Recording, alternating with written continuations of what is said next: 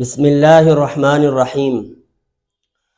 آج ہم بات کریں گے 4 ہجری میں پیش آنے والے 2 سریہ کے متعلق۔ اس سے پہلے ہم نے غزوہ حمراء الاسد کے متعلق گفتگو کی تھی قسط نمبر 50 کے اندر۔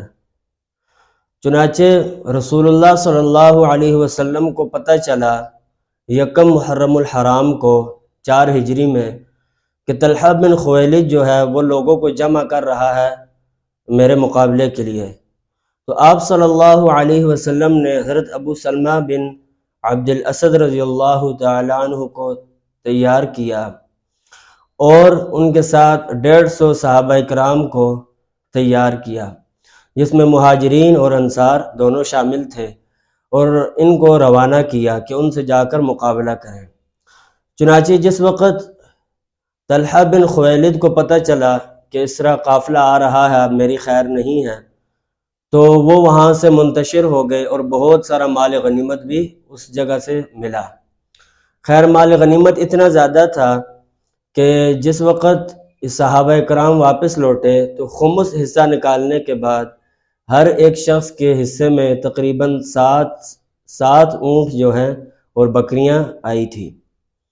اور یہ طلحہ بن خویلد جو تھا یہ مشرف با اسلام ہو گیا تھا، لیکن آپ صلی اللہ علیہ وسلم کے وفات کے بعد یہ پھر مرتد ہو گیا تھا۔ چنانچہ جو دوسری سریہ تھی وہ حضرت عبداللہ بن انیس رضی اللہ تعالی عنہ کے متعلق ہے۔ آپ صلی اللہ علیہ وسلم کو خبر ملی کہ خالد بن سفیان جو ہے یہ لشکر تیار کر رہا ہے اور میرے مقابلے کے لیے نکل رہا ہے۔ تو آپ صلی اللہ علیہ وسلم نے حضرت عبداللہ بن انیس رضی اللہ تعالی عنہ کو تیار فرمایا اور فرمایا کہ اس کا سر لے کر آؤ۔ حضرت عبداللہ بن انیس رضی اللہ تعالی عنہ تشریف لے گئے اور اس کو قتل کیا اور اس کا سر لے کر واپس چلے۔ فرمانے لگے کہ ایک مرتبہ دن کو میں ایک غار میں چھپ گیا تو مکڑی نے وہاں پر جالا بنا لیا، لوگ میرے پیچھے آئے تھے، لیکن جس وقت انہوں نے دیکھا کہ یہاں پر تو جالا ہے اور کوئی بھی نہیں ہوگا اس غار میں، تو وہ لوگ واپس چلے گئے۔ خیر یہ جو واقعہ پیش آیا تھا یہ 5 محرم الحرام کو پیش آیا تھا، اور یہ سفر حضرت عبداللہ بن انیس رضی اللہ تعالیٰ عنہ نے 23 محرم الحرام تک طے کیا۔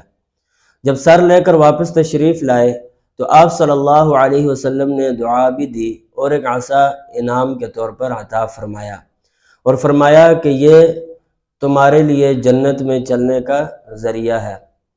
خیر یہ جو عصا ہے یہ آپ صلی اللہ علیہ وسلم نے حضرت عبداللہ بن انیس رضی اللہ تعالیٰ عنہ کو عطا فرمایا اور فرمایا کہ میرے اور تمہارے درمیان یہ ایک نشانی ہے۔ تو حضرت عبداللہ بن انیس رضی اللہ تعالیٰ عنہ نے اس عصا کو ساری زندگی سنبھال کر رکھا اور مرتے وقت یہ نصیحت فرمائی کہ جس وقت میں مر جاؤں تو یہ عصا جو ہے میرے مرنے کے بعد میرے ساتھ قبر میں رکھ دینا۔